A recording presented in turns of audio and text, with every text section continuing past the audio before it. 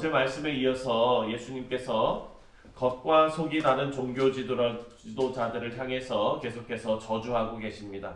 어제까지는 6번째 화 있을진저가 나왔습니다. 이 화 있을진저가 몇 번 나오냐면 7번 나오는데요. 어제 6번째 화 있을진저 하는 말씀에서 회칠한 무덤이 겉에는 깨끗하지만 그 속은 썩어 있는 것처럼 그 예수님께서는 그 겉과 속이 다른 그 종교 지도자들, 바리새인들을 향해서 화 있을진저라고 저주하고 계십니다. 오늘 본문은 7번째 화 있을진저를 말씀하고 계십니다. 이들은 종교 지도자들, 바리새인들, 서기관들이 선지자들의 무덤, 그러니까 그 구약 시대에 하나님으로부터 부름받은 그 사람들이 박해받고 또 더러는 배척당하고 또 죽임을 당하고 이런 일이 있었지만 선지자들의 무덤을 만들어서 비석을 세우면서 선지자들 편에 서 있는 척 하지만 사실 선지자들을 죽이는 편에 서 있었다라는 것을 고발하고 계십니다. 먼저 32절 말씀을 보면 너희가 너희 조상의 분량을 채우라 이렇게 말씀하십니다. 여기서 분량을 채우라는 말은요, 부족함을 채우라라는 말입니다. 이 얘기는 너희 조상들이 시작한 일을 마무리하라 라는 좋은 말씀이 아닙니다. 이것은 너희 조상들이 하나님께서 보내신 그 선지자들을 잡아 죽이는 그런 일들을 했는데 그 죄의 그릇을 채우기 위해서 시작한 그 악한 일을 지금 너희가 이어받아서 가득 찰 때까지 계속하라 이런 얘기입니다. 이들의 교만은 끝이 없었습니다. 왜냐하면 30절을 보면 우리 30절 다 같이 읽겠습니다. 30절 시작. 만일 우리가 조상 때에 있었더라면 우리는 그들이 선지자의 피를 흘리는데 참여하지 아니하였으리라 하니. 사랑하는 성도님들, 이 말씀이 비단 이 사람들만 지금 했을까요? 우리도 똑같다는 거예요. 어린 아이들도 똑같습니다. 아이들에게 복음을 증거하면서 천지창조 이야기를 하면서요, 인간이 죄 지은 것, 아담과 하와를 통해서 죄가 들어온 것, 이로 다 얘기하면은요, 아이들이 나중에 어떻게 생각하는 줄 아세요? 내가 아담이었으면 안 그랬을 텐데, 내가 하와였으면 그거 안 먹었을 텐데, 이런 생각하거든요. 똑같은 생각입니다. 바리새인들과 서기관들이 교만으로 가득 차서 선지자들의 무덤을 참 만들어 놓고 그것을 잘 가꾸면서 우리가 그때 거기 있었으면 이렇게 이 귀한 분들을 죽이도록 놔두지는 않았을 텐데 라고 말하는 것입니다. 선지자들과 의인들을 죽인 자신들의 조상들의 죄를 정죄하면서 나는 다르다라고 말하고 있습니다. 바리새인들은 이런 것을 드러내기 위해서 자신들이 선지자의 무덤을 잘 관리합니다. 그리고 자신들이 그렇게 함으로써 내가 더 경건하다는 것을 드러내려고 했습니다.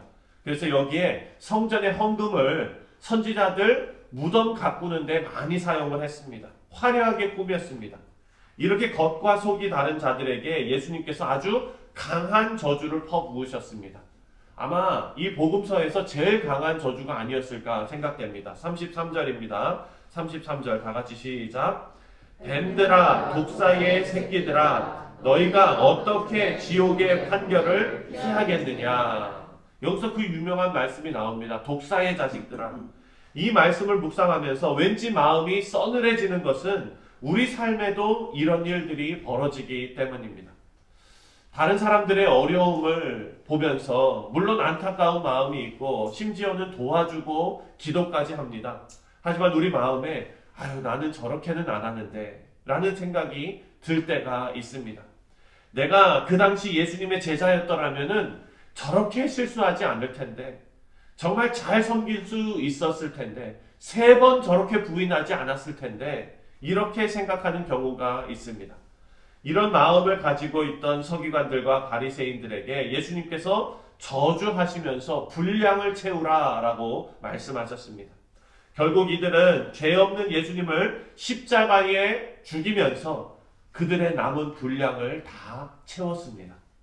예수님께서 하신 이 말씀은 예수님의 고난에 대한 예언적인 성격도 담고 있습니다. 34절을 함께 읽겠습니다. 34절 시작. 그러므로 내가 너희에게 선지자들과 지혜 있는 자들과 서기관들을 보내매 너희가 그 중에서 더러는 죽이거나 십자가에 못 박고 그 중에서 더러는 너희 회당에서 채찍질하고 이 동네에서 저 동네로 따라다니며 박해하리라.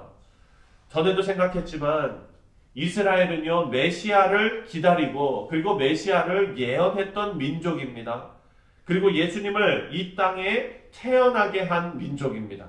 하지만 이들은 선지자들과 메시아를 배척하며 죽인 민족이 되었습니다. 그리고 그 책임을 피할 길이 없습니다.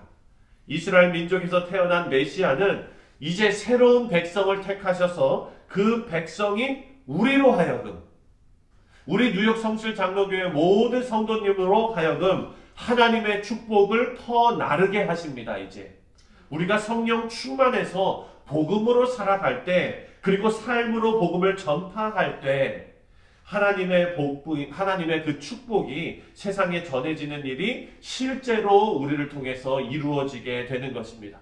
그래서 우리 모두는 축복의 전달자들입니다. 이제 예수님께서 예루살렘을 향해 슬픔을 표현하고 계십니다. 이것이 예루살렘에 입성하셔서 유대의 지도자들, 종교 지도자들에게 너희는 하나님의 뜻을 어긴 거역한 그런 아들이고 혼인잔치에 참여하기를 거부한 사람들이다 라고 말씀하시면서 이제 너희들의 특권을 새로운 백성에게 넘기신다라는 그런 선언의 말씀에 결론의 말씀이 예루살렘을 향한 슬픈 예수님의 애가입니다. 바로 예루살렘을 향한 슬픔 38절을 보면 보라 너희 집이 황폐하여 버려진 바 되리라 라고 말씀하셨습니다. 우리가 역사를 통해서 잘 아는 대로 AD 70년에 예루살렘이 멸망합니다. 그래서 그 성과 성전에는 돌 위에 돌 하나가 올려져 있지 않을 정도로 다 무너지게 됩니다.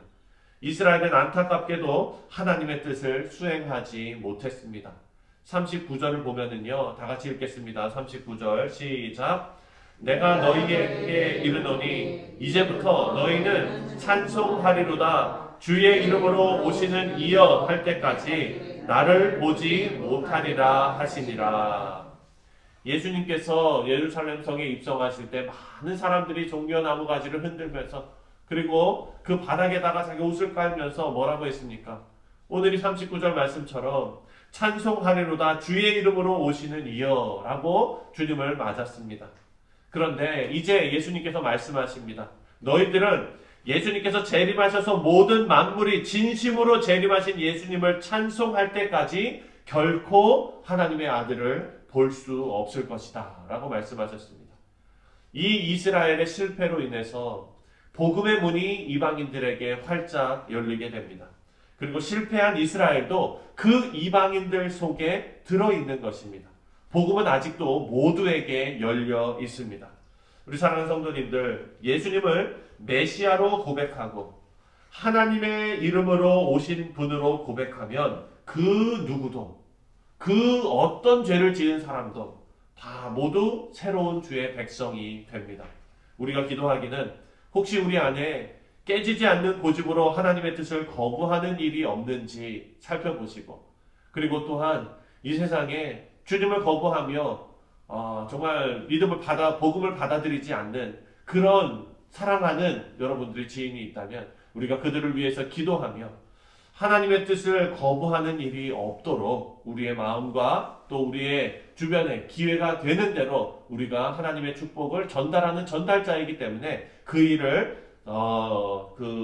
하나님의 뜻 가운데 아름답게 이루시는 그런 성도님들 다 되시기를 주님의 이름으로 축원드립니다. 기도하겠습니다.